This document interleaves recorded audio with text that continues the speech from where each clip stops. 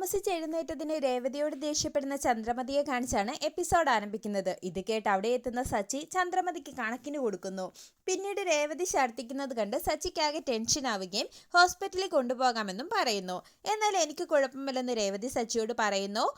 പിന്നീട് രേവതി ഛർദ്ദിച്ച കാര്യം പറഞ്ഞ് സങ്കടപ്പെടുന്ന സച്ചിയോട് നീ ഒരു അച്ഛനാവാൻ പോവുകയാണെന്നും രേവതി ഗർഭിണിയാണെന്നും ഈച്ച പറയുന്നു.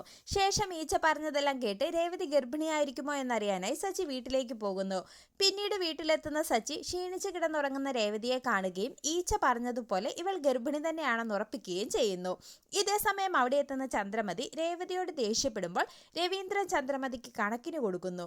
പിന്നീട് രേവതി അറിയാതെ സച്ചി രേവതിയെ നിരീക്ഷിക്കുകയും നമുക്കൊരു ഡോക്ടറെ കാണാമെന്ന് രേവതിയോട് പറയുകയും ചെയ്യുന്നു.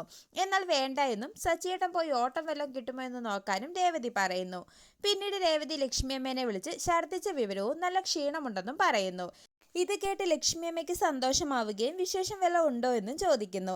എന്നാൽ ഒന്നുമില്ലെന്നും ഫുഡ് കഴിച്ചതിന്റെ പ്രശ്നമാണെന്നും രേവതി പറയുന്നു. ശേഷം ഇരുവരും ദേവുവിന്റെ വിവാഹത്തെപ്പറ്റി സംസാരിക്കുന്നു. ഇതേസമയം അവിടെ എത്തുന്ന സച്ചിയെ കാണിച്ച് എപ്പിസോഡ് അവസാനിക്കുന്നു.